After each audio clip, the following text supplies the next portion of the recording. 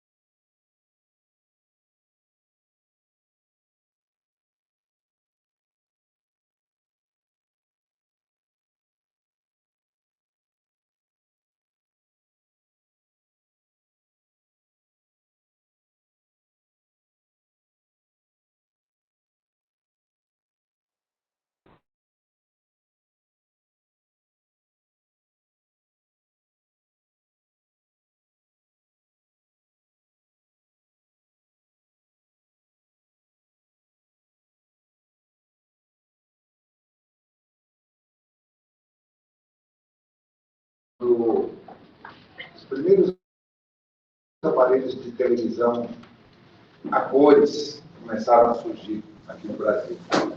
Creio que alguns de vocês aqui devam se lembrar disso. Aqueles que têm os cabelinhos mais brancos, mesmo que estejam tingidos, né? Grande novidade. Uma disputa por tecnologia. Na época havia o padrão norte-americano, que era o NTSC, havia o padrão europeu, que era o PAU-M. As pessoas que tinham mais recursos financeiros começaram a trazer antecipadamente aparelhos, chegavam aqui, mudou o sistema de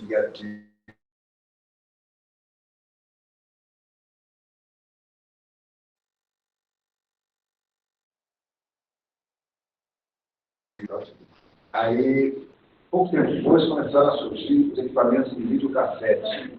Também, acredito que os mais novinhos aqui mal sabem que seja isso, né? VHS, uma fita desse tamanho.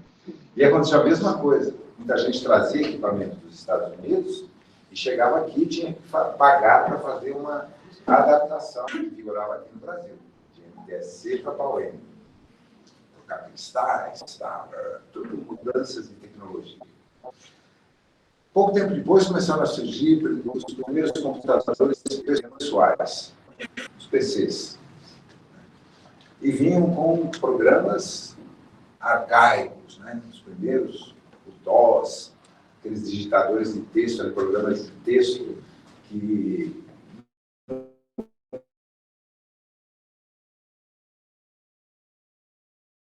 veio uma que a gente conhece. Aí veio o Windows e pau, explodiu a nossa cabeça. Aí os Windows começaram a sempre ter atualizações. Cada um ano e meio, 2 anos, nova versão. E o que a gente tinha que fazer? Atualizar o sistema. Senão nada mais funcionava naquele sistema. Funcionava. Os equipamentos foram evoluindo e os sistemas operacionais também. Teve aquele segmento de mercado que optou pela Apple, né, que era um outro tipo de conceito que não precisava de tantas atualizações. Mas isso era para poucos, que era o equipamento. Continua sendo bem mais caro que as plataformas normais. Aí chegaram os tijololas, os primeiros equipamentos de telefonia móvel, que tinham aquelas baterias que pesavam 1 quilo, demorava 12 horas para carregar e 1 minuto e 12 minutos para descarregar. Ele foi evoluindo, passamos para telefones menores, cada vez com maiores recursos, começaram a incluir as câmeras fotográficas, alguns aparelhos, pegadas ainda, fotos, digitadores de texto, e tal. Chegamos hoje nessa maravilha que são nossos dispositivos inteligentes. Né? Tem alguém aqui que não tem um bichinho desse aqui, não? Levanta a mão. Todo mundo tem, né? Ela tem também, não tem? E não dá para ver. Aí chegamos ao ponto em que eu queria fazer a fusão desses conceitos. Aqui, a gente, até outro dia, estava com a internet de segunda geração, 2G. Aí veio o 3G, nossa, a velocidade aumentou significativamente, a qualidade do sinal aumentou, melhorou, possibilitou a introdução de novos aplicativos, de mais recursos. Aí veio o 4G recentemente, e uau, veio o WhatsApp, criaram-se, as redes sociais se expandiram absurdamente nesse meio tempo, e hoje nós temos um equipamento de última geração, né? Nananina. Não dou um ano tudo, o mais moderno daqueles que cada um de nós tenhamos aqui, já vai estar obsoleto. E a gente sabe disso. Porque vai entrar o 5G.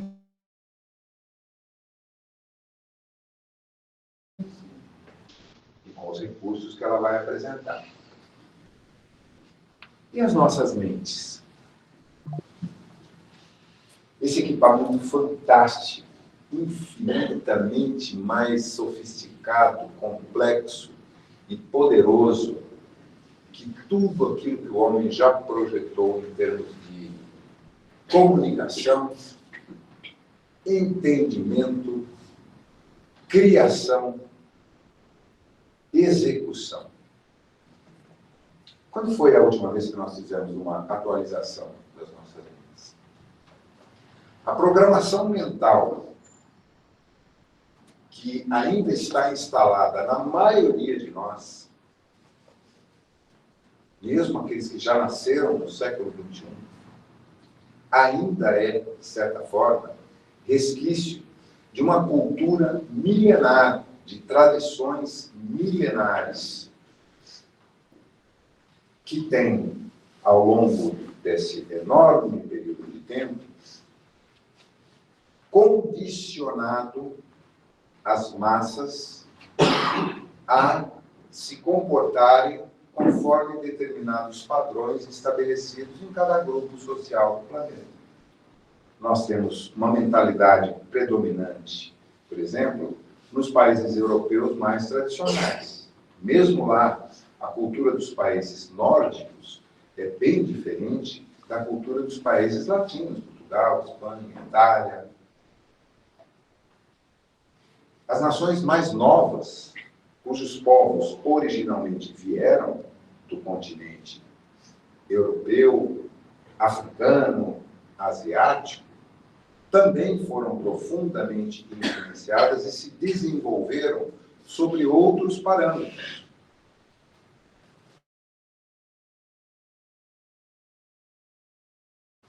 Norte-americano é diferente do software que rola nas mentes de nós, sul-americanos, em especial brasileiros, embora tenhamos origem em comum. E esse condicionamento mental ainda representa, do ponto de vista psicológico, uma enorme influência nas nossas vidas no dia de hoje. Mesmo entre os jovenzinhos, porque há um processo natural de imitação, de replicação do comportamento dos pais, dos avós e das estruturas familiares. Eu vejo, por exemplo, grupos de jovens que se reúnem numa igreja católica perto de casa, na qual eu tenho amigos que ali frequentam, de vez em quando eu vou lá, assisto uma missa, quando sou convidado, e existe uma replicação clara desse modelo de pensamento. Eu vou chamá-lo aqui, me perdoem os puristas, de software mental. O mesmo ocorre em tempos evangélicos. Existem casas espíritas que ainda têm modelos de software vinculados aos primeiros desenvolvimentos científicos criados em 1860, baseado em pesquisa concreta, pesquisa científica, não tinha nada a ver com religião. primeiro trabalho compilado pelo professor Leon Corté Denizar Ribeiro, que depois assinou com Allan Kardec, foi um trabalho estritamente científico, de estudo de casos, observação, mensuração, comparação, e a partir de todas as informações recebidas, compilou-se tudo numa obra em forma de perguntas e respostas, separadas por temas, e que compreendem todas as questões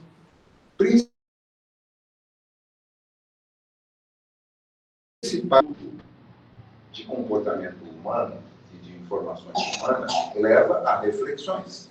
Reflexão é filosofia. Aí surge o segundo pilar daquilo que ficou conhecido como doutrina espírita. A filosofia científica, filosófica, e as conclusões naturalmente remetiam, principalmente numa sociedade eminentemente católica, apostólica, romana, que era a mentalidade vigente em França naquela época, a um conceito religioso. Porém, excluiu-se todo o conteúdo mais antigo e mais conflitante do Velho Testamento e procurou-se focar estritamente no conteúdo moral do Evangelho de Jesus, procurando explicá-lo à luz dessa nova chave trazida por esse estudo, que é a comprovação científica de que a vida continua após a morte do corpo físico. A existência permanente e a convivência constante entre espíritos encarnados e desencarnados. Só para a gente se alinhar, alguém aqui tem dúvida de que é um espírito? Ninguém? Quanta gente mentirosa. Olha. Quanta gente mentirosa. Nós temos dúvidas, todos nós temos. Porque a gente, salvo raras exceções, não se enxerga como um espírito imortal, como algo além desse corpo físico no qual estamos circunscritos. A gente tem um conceito, a ideia. Aceitamos aqueles que eventualmente tiveram experiências com a mediunidade inequívocas de se comunicarem através de um intercâmbio com alguém que já está do outro lado e ter comprovação sem nenhuma margem de dúvida, tem, vamos dizer assim, uma fé mais profunda na existência da vida após a morte.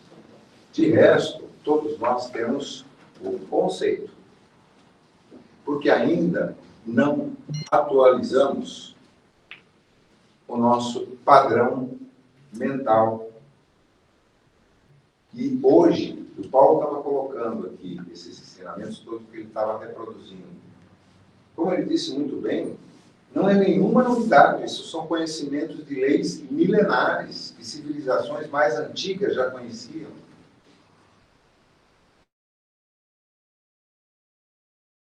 E que foram sintetizadas e traduzidas numa linguagem que um povo ignorante, inculto, analfabeto, de um lugarejo insignificante para a sociedade da época, que era a Galileia, e mais especificamente em Nazaré, podia usar para se comunicar com os seus contemporâneos, através das parábolas.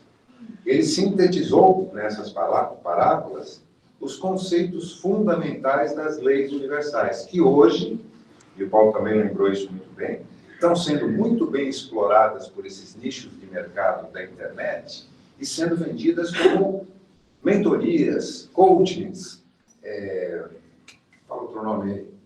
Cursos de formação, autoajuda, etc, etc, etc. O que é muito bom, eu acho fantástico que isso esteja acontecendo, e é de extrema importância que nós entendamos o porquê isso está acontecendo. Tirando qualquer conclusão sobre os objetivos daqueles que, de alguma forma, utilizam essas informações com objetivos estritamente pessoais, de enriquecimento, é normal. Se a pessoa está dando uma contribuição útil, ela tem que ser remunerada por isso. Um professor merece ter um bom salário. A meu ver, para mim, eu acho que a profissão de professor deveria ser a melhor remunerada no planeta, em qualquer sociedade. Chegaremos lá. Mas hoje, o que nos compete saber, e se nós estamos aqui no Instituto, numa casa, que é espiritualista, em essência, não espírita. Paulo colocou isso muito bem, né, Paulo? Acho que sempre nos alinhamos com isso, desde outras jornadas, né? O espiritismo é um conjunto de informações muito, muito, muito bem elaboradas e que ainda hoje tem função importante no esclarecimento. Agora, confundiu-se demais o espiritismo com o movimento espírita. Esse são as pessoas ligadas a esse conceito e a esses ensinamentos que criam casas e querem moldá-las à sua maneira de interpretar aquilo. Muitas vezes trazendo toda essa programação retrógrada, esse software antiquado, das nossas raízes judaico-cristãs. Quase todos nós temos raízes no catolicismo, no protestantismo, um ou outro nas seitas afro, na Umbanda, no Candomblé. O que nós estamos vivenciando hoje aqui, a oportunidade que a gente está tendo nessa casa e em várias outras também, e também através dos meios virtuais, é a oportunidade de nós atualizarmos o nosso software mental para que nós possamos exercer aquilo que é a missão individual e coletiva de todos nós, através desse poder imenso de co-criar que nos foi dado, formarmos a sociedade humana nessa escola em que estamos e nos prepararmos para um outro nível de aprendizado. Sairmos de uma escolinha de primeiro grau e ingressarmos num nível superior. É para isso que nós estamos sendo preparados nesse momento. E há uma necessidade fundamental de nós entendermos quais são as linhas de corte para que a gente consiga se graduar e se qualificar para fazer parte dessa nova etapa de evolução e de aprendizagem. A gente poderia resumi-la numa frase, que nas palavras do Nazareno resume toda a lei e os profetas, que todos nós sabemos. Ama a teu próximo como a ti mesmo. Traduzindo numa linguagem mais contemporânea, desenvolvermos a nossa capacidade de projetar, direcionar de maneira concreta, através da ação, da vontade, a capacidade de vibrar na frequência do amor, em qualquer situação que estejamos. Começando no nosso círculo mais próximo, dentro de casa, dentro de nós mesmos, buscando nos conhecermos melhor, entendermos melhor quem e o que nós somos, amplificando isso através dos nossos gestos, das nossas ações, das nossas palavras, para o círculo imediatamente próximo, dos nossos parentes, dos nossos vizinhos, amigos, colegas de trabalho, até o plano social mais amplo, com uma maneira de nós contribuirmos para a sociedade humana como um todo, retribuindo a vida pela vida que recebemos, fazendo o melhor ao nosso dispor. E existem inúmeros meios para isso. A Saninha estava lembrando agora há pouco aqui. Tem um grupo que se dedica, por exemplo, a preparar alimentos para aqueles que não têm alimentos e que vivem em condição de extrema miséria. Tem aqueles parentes, amigos, conhecidos nossos, que eventualmente envelhecem, ficam solitários, perdem o cônjuge, pessoas conhecidas, adoecem. E que a gente de vez em quando lembra que existe. Ah, oi, aí, está precisando de alguma coisa? Liga, hein? Ou então passa uma mensagem bonitinha que a gente recorta e cola pelo WhatsApp. Sem nenhum sentimento, sem nenhuma emoção, sem nenhuma conexão. Ah, ó, estou rezando por você aqui, viu? Uhum. E só o que você está fazendo de concreto? Porque se alguém... Como é que você chama? Jean, vamos dizer que você está passando por um perrengue forte, aí, você está passando por um momento difícil, seja no trabalho, no familiar, não importa. Tá? Tem amigos mais próximos, parentes e tal. Se a pessoa chegar para você, e aí, Jean, está tudo bem? O que você vai responder? Está tudo bem. Está precisando de alguma coisa, Bruno? Não, está tudo bem. É natural. Ah, se perguntar para mim. Mas você já respondeu assim também. E não faz tanto tempo assim. Eu já passo a chave em Pix da hora. Tá vendo como ele ficou espertinho depois que ele começou a estudar mais?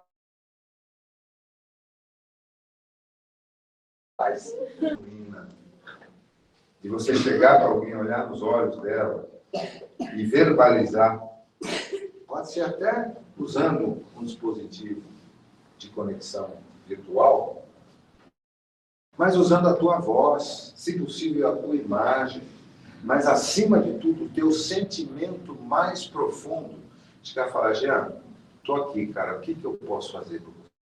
Como é que eu posso te ajudar? Talvez eu já tenha passado por algo semelhante ao que você está passando. E, eventualmente, isso pode ser útil no caminho. Ou, eventualmente, eu tenha alguma informação, algum conhecimento que você não está conseguindo acessar agora, que eu posso disponibilizar para você. Fala aí, cara. Vamos conversar. Bota para fora. Muda. Quantas vezes nós fazemos isso nos dias de hoje com aquelas pessoas que mais amamos na vida? Mesmo aqueles que não, eu amo você, toda hora passa coraçãozinho, ou mandando mensagenzinha bonitinha, beijinhos, beijinhos, né? Principalmente copia e cola. Aqueles videozinhos fantásticos, né? Com musiquinha de fundo, muito bem editados, elaborados, com mensagens lindas, completamente vazias, que não refletem aquilo que eu diria, que não são as palavras, que não refletem a minha emoção, o meu sentimento por você.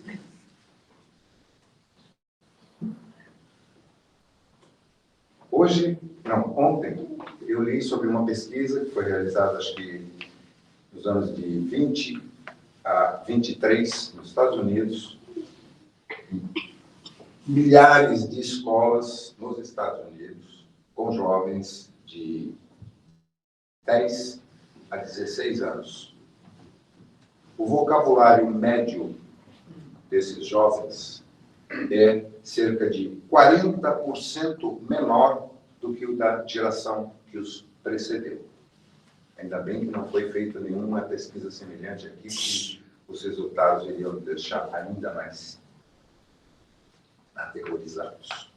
As pessoas estão perdendo a capacidade de se expressar, tanto do ponto de vista gramatical, porque não lê, não ouve, não escreve, só copia e cola, copia e cola, copia e cola.